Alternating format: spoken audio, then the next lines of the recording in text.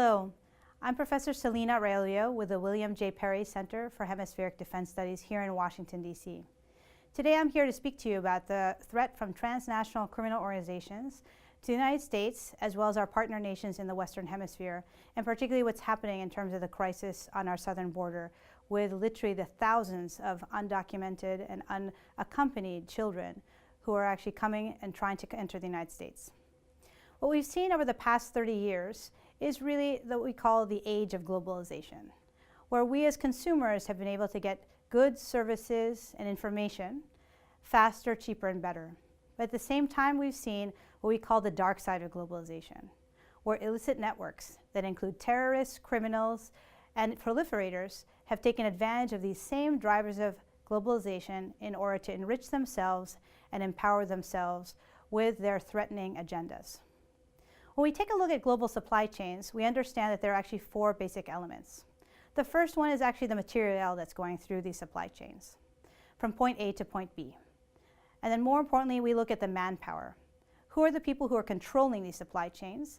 And more importantly, who can actually be corrupted in terms of controlling those supply chains? Thirdly, we look at the money. Who owns the supply chains? And more importantly, who's financing these types of supply chains and the components that support them? And lastly, we look at mechanisms. How are these products, goods, services, and people moving? Are they moving by land, by air, by sea, or now even by cyberspace? What we've seen is the private sector taking advantage of these global supply chains to actually move and, more importantly, globalize international trade. But what we've seen is actually a more nefarious actual control of these supply routes, particularly by drug traffickers and transnational criminal organizations, particularly in the Americas.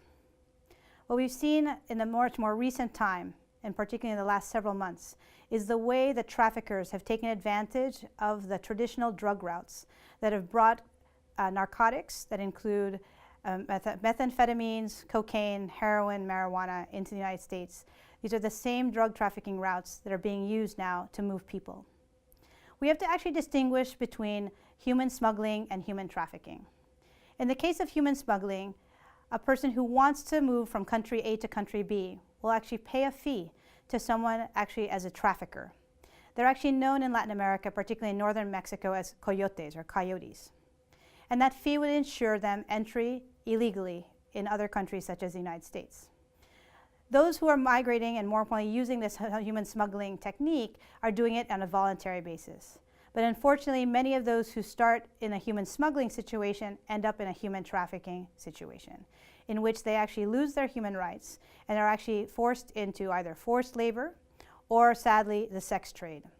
And we actually consider human trafficking a modern-day version of slavery.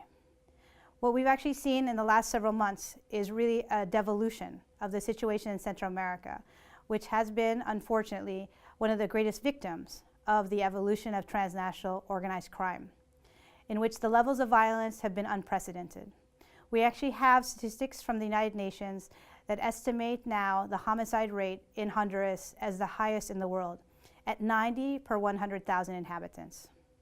What's happening is you actually have a migration away from the lack of economic opportunity in Central America, but also the violence that is rampant in many of these communities in what's known as the Northern Triangle of Central America, which comprise of El Salvador, Guatemala, and Honduras. These drug traffickers are now actually diversifying themselves, and that's why we call these groups transnational criminal organizations instead of just drug trafficking organizations. What they're doing is taking advantage of these supply routes and transportation techniques that they've dominated for the past several decades. But now, sadly, they're moving people. So what are we doing in order to actually confront this threat from transnational criminal organizations? We're working hand in hand to first enhance our own border security here in the United States, but also working with other countries to help make their security services and defense forces more resilient and more impactful in order to attack these networks of illicit actors. We're also trying to raise awareness about the scourge of human trafficking, and also in terms of trying to abate and diminish demand for drug use here in the United States. Sadly, the US is a global marketplace, and a lot of these illicit activities find actual markets in the United States. These trafficking organizations are trafficking not just drugs and people, but all types of other contraband, from fake pharmaceuticals to actually badly made toys. A lot of these are actually threats in a non-traditional fashion that could hurt the health and, more importantly, the safety of our citizens, not just in the US, but throughout our hemisphere. What these groups are focused on is actually maximizing their profits. It actually has nothing to do with political aspirations that perhaps terrorist groups or insurgent groups may have. So when we think about what drives them, it's actually the money. And when we see all of these actual traffickers taking advantage of people who are aspiring for a better life by charging them this smuggling fee in order to get into the United States, they're actually enriching themselves.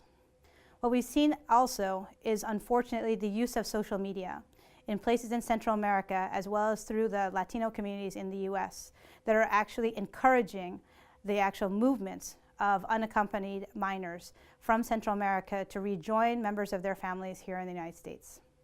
Facebook, and more importantly, things such as use of text messages are quite prevalent in order to explain that if you pay this one coyote, or more importantly a trafficker, money in order to get your child from point A to point B, they'll actually be successful in that voyage, irrespective of the perils that these children are actually experiencing.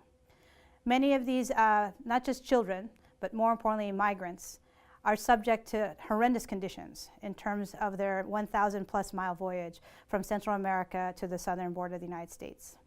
Many of them actually die in terms of the actual physical grueling conditions, particularly in the summertime in the desert.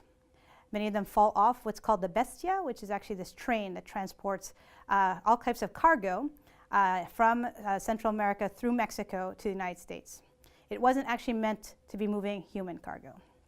So what we see is what is seen as a global movement, and more importantly, instead of product, we're seeing it as people.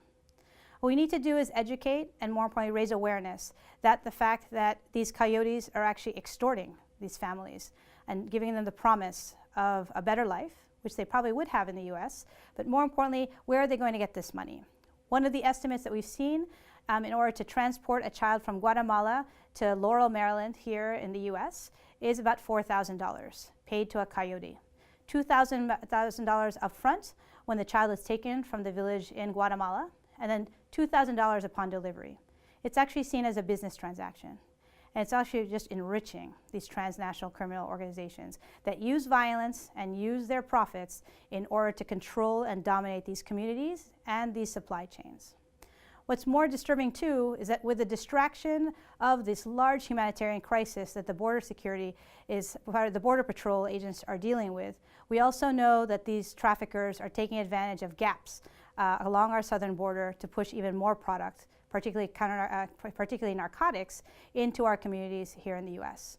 We need to also think about doubling our efforts, both in the US, but also with partner nations, to reduce the demand for all of these illicit activities. At the same time, trying to actually continue interdiction efforts to stem the flow of drugs and people and dirty money back and forth in and out of the United States. So if we think about who else we need to engage, we have to think about the role of community, the public sector, the private sector, and more importantly, the civic sector. How every actual citizen needs to take a stand in order to combat transnational organized crime. And educate yourself, and more importantly, be aware of how your community might be affected, and more importantly, might actually help in terms of standing up to these international criminals. What we're seeing right now is sadly a humanitarian crisis on our southern border. But it's also a reflection of the fact that the Central American countries need much more assistance in terms of providing economic and social stability and opportunity, and also, more importantly, more institutional capability to stand up against these gangs and transnational criminal organizations. So hopefully today I've been able to share with you a couple of views and, more important, perspectives on how the threat is perceived, how the threat is manifested, and some ways that we as a community could actually stand up and, more importantly, combat this threat of transnational organized crime to the United States as well as the greater Western Hemisphere. Thank you.